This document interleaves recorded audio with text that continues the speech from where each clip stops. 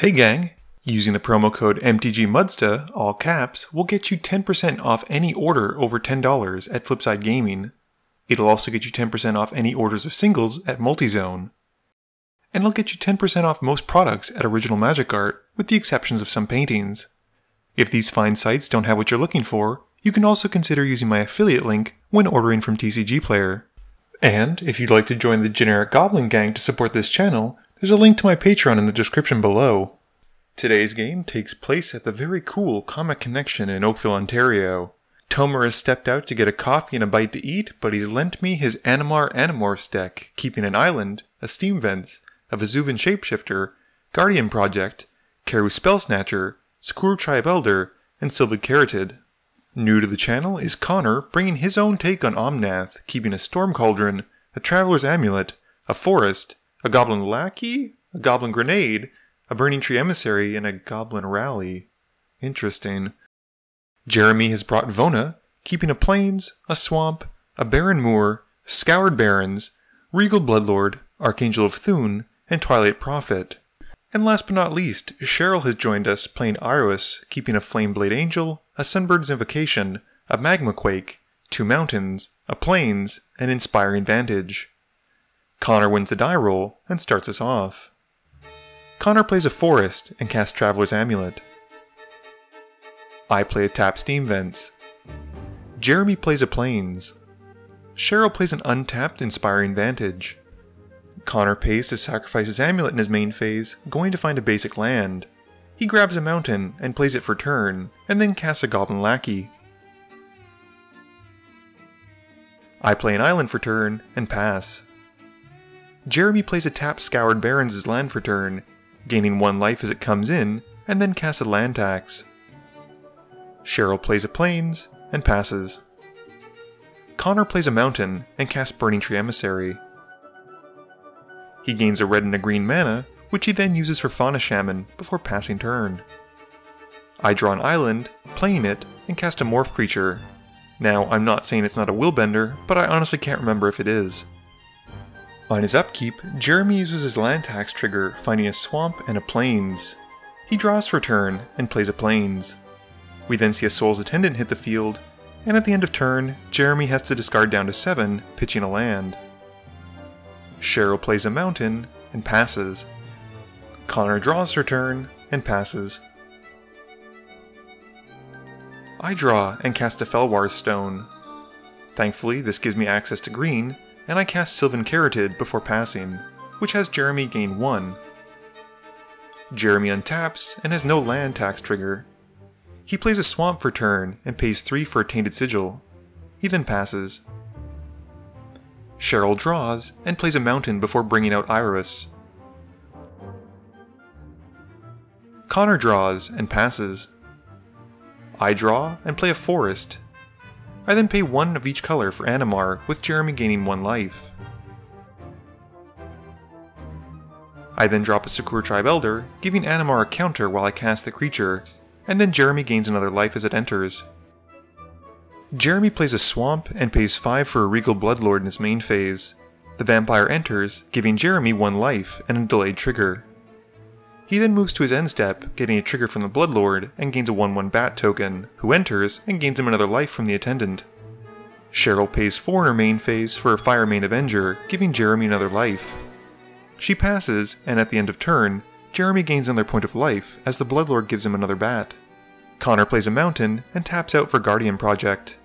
With the spell in the stack, I sacrifice my Elder to find another basic Forest, and Connor then passes. I need only pay 2 for a Morph creature, gaining Animar another counter, and Jeremy another life. I then head to combat, and since I've given Jeremy so much life, it's only fair I take 3 of it away with Animar. He can't block thanks to the relevant protections, and at the end of my turn, Jeremy once again gains a bat token and a life. On Jeremy's upkeep, he can't use his land tax trigger and draws for turn. He plays a tap Barren Moor, and then we see an Archangel of Thune. She enters, gaining him 1 life, and Jeremy's team gains a +1/+1 counter. Heading to combat, he swings 9 points of flying damage at me, which I have no choice but to take. He then moves to his end step, gaining a bat token trigger from the Bloodlord. It comes in, gives him another life, and that triggers the Archangel, who pumps his board by another +1/+1 counter, and the table is in trouble. Cheryl pays 4 again, which seems like her magic number right now, for an Angel finality. It comes in, giving Jeremy another life, and pumps his board by another +1/+1 counter from the Archangel. She exiles Jeremy's Yard, which at this point is just a Plains. Moving to combat, she swings the Fire Mean at Jeremy, and he double blocks the Bat and the Archangel. Cheryl takes out the Bat, while the Archangel gains Jeremy 6 more life and gives his board another +1/+1 counter.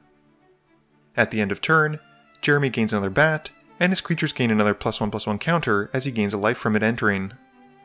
Connor's tired of sitting on the sidelines and activates his Fauna Shaman, discarding a Hellkite Hatchling, and tutors for a card. He finds Temur Sabertooth and puts it to hand. Connor then passes, and at the end of turn, I cycle my Sheltered Thicket. For my turn, I play a Breeding Pool untapped, taking 2. I then only need to pay 1 mana for another Morph creature, giving Animar another counter on cast, and unfortunately giving Jeremy another life. This triggers his Archangel again, making his board even bigger. Heading to combat, I've committed to swinging Animar at Jeremy and deal another 4 commander damage to him. I then pass turn, and Jeremy once more gets another Bat token, which gains him 1 life as it enters, and pumps his board with another +1/+1 counter. Jeremy plays up Vault of the Archangels as land for turn, and swings a Bloodlord and a bunch of bats at me in the air. I double check one of my Morph creatures because honestly, who can even keep track of them at this point, and I morph it, revealing Thousand Winds. I return all tapped creatures to their owner's hands, which sadly puts Animar back to mine, but saves me from taking a beating, although it's still a bit of a goof. Tomer, I didn't read your cards well. I goofed. Jeremy then recasts his Regal Bloodlord in his post-combat main phase, gaining 1 life, and another wave of counters, and then moving to his end step, and gaining a Bat token, another life, and another wave of counters. Cheryl draws and plays another mountain, and 4 mana once again gets her the Fire Main Angel. This in turn gets Jeremy a life, and another wave of counters, and a delayed Bat trigger. She then uses Vandal Blast in her post-combat main phase to blow up the Tainted Sigil, and passes. At the end of turn, Jeremy sadly forgets his Bat. Connor recasts his Fauna Shaman, giving Jeremy another life trigger, another wave of counters, and another delayed Bat trigger. Connor then uses a Goblin Grenade, sacrificing his Lackey to deal 5 to Jeremy, and as he passes, at the end of turn, Jeremy gains his Bat, his counters, and his life. I play a Mountain for turn, and cast Burnished Heart, which has Jeremy gain a life, counters, and you know the rest. I then recast Animar because I'm a magic genius, and sequencing has no part in my planning. Once more, Jeremy gains his life and his wave of counters. At the end of turn, Jeremy has to break with the D20s as he pumps his board, gaining a Bat, life, counters, and blah blah blah. Jeremy plays a Bojuka Bog for his turn, exiling my Yard. He heads to combat and swings the Team Batman at me for what looks to be lethal. Before moving to damage, I morph my Vesuvian Shapeshifter, having to become a copy of Thousand Winds. This bounces back all tapped creatures once more, and in his post-combat main phase, Jeremy brings out his Twilight Prophet. He gains 1 life, the counters, and you know the deal. At the end of turn, he gains a Bat token and does it again. Cheryl plays a Mountain and pays 6 mana in her main phase for Sunbird's Invocation. As she's tapped out and her creatures are smaller, there's no sense in swinging into Jeremy, so she passes. Connor casts Soul Ring in his main phase and discards a creature to the Fauna Shaman. He reveals a Goblin Warchief and puts it to his hand. Connor then casts it, drawing a card from the Guardian Project, while Jeremy once more goes through his whole rigmarole. I played Tomer's Soul Ring for my turn, and cast a Morph creature, giving Animar another +1/+1 counter, and with it, Jeremy another life, another Bat, and another +1/+1 counter. At the end of turn, he gains another Bat, another life, another counter. Jeremy reveals a Swamp to the Twilight Prophet trigger, sparing us more +1/+1 counters. He then draws for turn, and plays a Swamp. He cautiously heads to combat, and swings at me after being burned for 2 combat steps in a row by the Thousand Winds. He commits lethal at me in the air, and the Archangel at Connor. Before damage is dealt, he activates the Vault to give his team Death Touch, and most importantly, Lifelink. All the creatures connect, and he gains a bunch of life, and jumps to 112 life. He also has 5 Archangel of Thune triggers to resolve. Passing turn, Jeremy then gains his Bat token, and another +1/+1 counter at the end of turn, and a life. Cheryl plays a Mountain, and casts her Flameblade Angel in her main phase. This triggers her Sunbird's invocation, and she reveals the top 6 cards from her library. She casts Cleansing Nova to destroy all the creatures, regrettably binning her Flameblade Angel, who actually would have resolved after the wipe. Connor drops a Krenko in his main phase, drawing from the Guardian Project. He then plays the forest he drew, and taps it for a Broken Bond to blow up the land tax, before passing turn.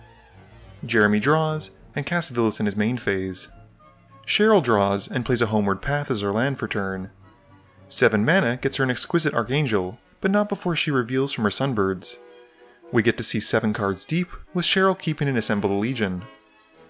Heading to combat, with Iris currently being an active creature, she hits Jeremy for 7 commander damage. Connor casts his commander in his main phase, and draws from the Guardian Project.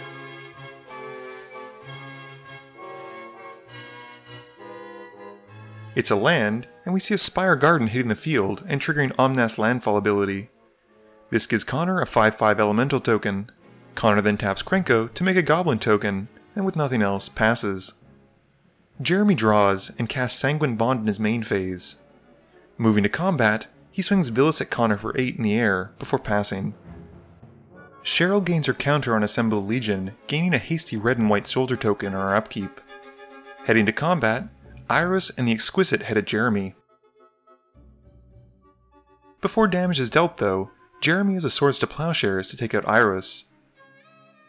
In her second main phase, Cheryl then recasts her commander, and passes. Connor plays a forest and gains an elemental token. He then plays a Storm Cauldron and becomes my mortal enemy. He then plays another land for turn, with a tapped Highland Weald coming in and giving him another elemental token. Moving to combat, Connor hits Jeremy for 5 with his elemental token from the turn before. At the end of turn, Jeremy activates Vilis 3 times to take out Krenko and loses 6 life, drawing 6 cards. Cheryl also catches that those swamps he tapped should be bounced back to his hand. Jeremy plays a Godless Shrine, losing 2 life to have it come in untapped and drawing 2 cards from Vilis. He then taps 6 to cast Revenge Half, Revival or Revenge. This doubles his life, cutting Cheryl's life in half. As he gains life, his Sanguine Bond triggers, and he heals more than enough to take Connor out. He still has to bounce his tapped lands to his hand though. Jeremy then hits Cheryl with Vilis in the air, and passes, discarding down to 7. Cheryl gains 2 soldier tokens, and draws.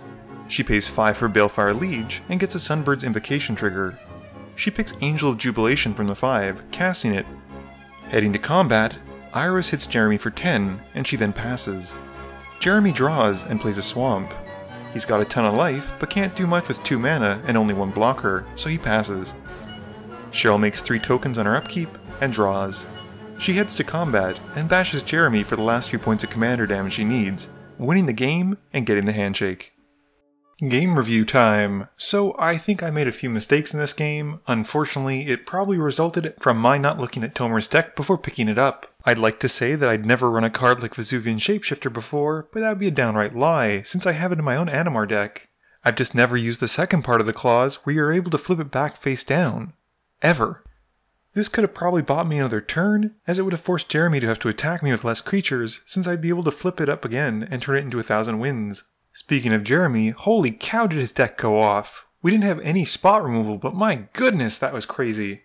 It was beautiful sequencing, he had amazing lines of play, and it was really fun to see a life gain deck go off that severely. I was a little confused when I saw Connor's opening hand and his subsequent plays, since a lot of the Omnath decks that I've played before tend to follow a very specific route. He focused more on the fact that he wants to use tokens and make tokens, and that's totally fine. I think Cheryl highlighted why I love Sunbird's Invocation so much, because casting spells and getting free spells is awesome. There was the small snafu involving the Cleansing Nova and the Flameblade Angel, but it really didn't hurt her in the end, and she still won either way.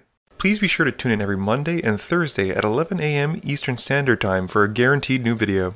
You can also follow me on Twitter at MTGMudsta. You can find me on Facebook at facebook.com/MTGMudsta. And lastly, you can check me out when I stream at twitch.tv/MTGMudsta.